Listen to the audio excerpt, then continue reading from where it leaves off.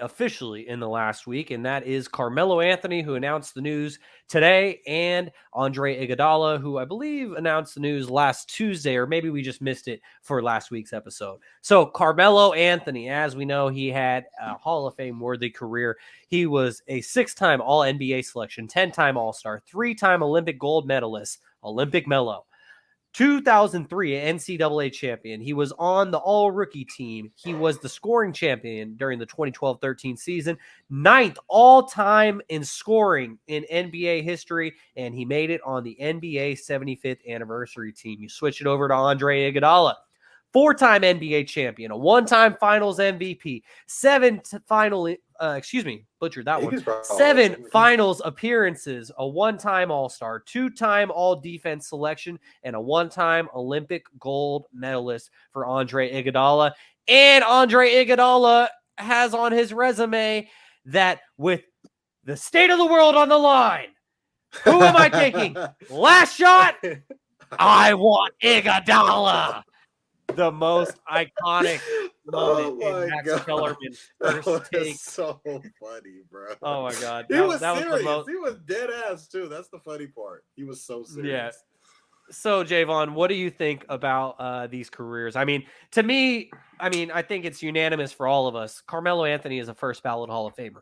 Andre Iguodala, 1,000%. Andre Iguodala, it's a little not tricky. first ballot, but is. I mean, I guess let's throw it to you this way. We can all agree that Melo is a first ballot Hall of Famer. Is Andre Iguodala a Hall of Famer at all? His resume is too tough. He's got a Finals MVP.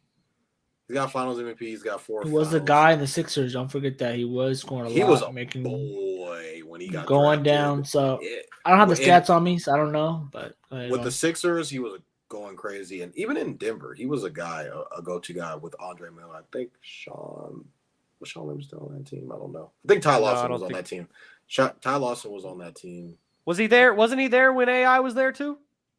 No, I don't think so. I think he was gone. Or was it? Oh, he was after. Okay. Andre Iguodala was on that team that knocked out the Golden State Warriors when Mark Jackson was the coach. I think in one of those years, one of those playoff years. And then so is he a Hall of Famer though? His resume is too tough to turn down. I'm going to say yes, but not first ballot. I don't think it's first ballot. Okay.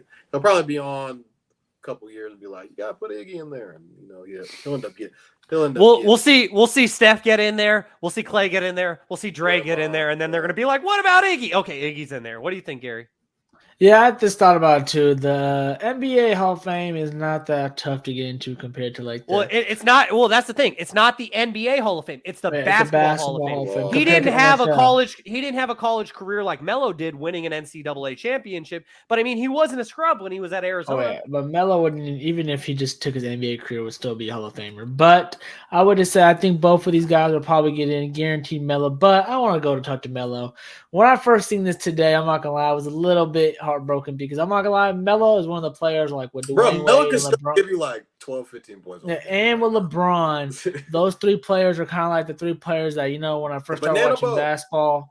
It's funny how they've always been tied together too. That's why I always mentioned earlier, I would have loved if he would have been in the part of Miami Heat, right? That would have been the ultimate. I don't know how it would have went down because Chris Bosh had to take a very big role to win championships in that team. I don't know if Melo would have done that, but man, he was still in his selfish Melo stage. He had not settled on being his money. It's all good. People do different decisions. I gotta come off the bench. But I want to show something real quick. This is one of the first things I remember as a kid. One of my best friends in elementary school, I think, had this on his desk or something like that. And I remember him showing me. And it just sticks out to my mind because this is when I first started loving basketball over the top. It was right. I don't know if you can see it. The Slam magazine. The Slam magazine, yeah. I don't know. Hold on. Why can I show it so well, but you can't show me shit? Come on. I don't know, bro. I don't know. You gotta turn. Oh, there it is. Yeah, Melo and AI, man. The Slam magazine. They should have won the finals, bro. It's funny that my uncle just said he didn't even know AI was on the team today. It's funny, but I was like, that's when I started fell in love with basketball around that time. So Melo's one of my favorite people to watch. I know Kobe said one of the toughest guards ever. Was one of the toughest guards. So him on that block, putting that big caboose on you and boom, boom, 2 steps, pump fake, gets to the rim. Just really a tactician on the block. Just a great offensive one of the best scorers in our generation, one of the best scorers I've seen. So shout out to Melo.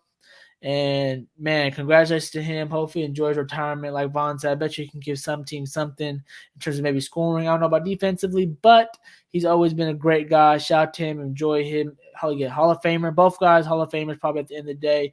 Both great careers. And I think Iguodala, even if he doesn't get the Hall of Fame, he'll take those rings, that Finals MVPs, the All-Star selections he has, I'm pretty sure, when he was in the East, and take that and being on part of one of the best teams and probably being on the best starting lineup of all time. With him, Curry, KD, the Hampton and Iggy. Five. Exactly. So I think Iguodala has nothing too much to be sad about. They're both great players, and man, shout out Melo. Yeah, man. I will just say that I'm glad that Melo got to end things on his terms. I mean, not exactly his terms with him going out like Bron's going to go out, but I mean, he got another chance because that's something that Jaevon and I constantly talked about on Shaun and Vaughn is how everyone was disrespecting Melo and how no one was giving him a chance. And when Portland finally gave him that chance, we were just so excited. And just one quick anecdote that I'll tell about Carmelo Anthony is I will have this memory for the rest of my life is that like I first really got into basketball when I was like 7 years old, and the season after that, like this was like one of the first Kings games I ever went to. I remember in 2006 I went to a Kings Nuggets game with my older brother, and we were sitting in Melo and AI. It was AI's first year in Denver with Kenyon Martin and everything.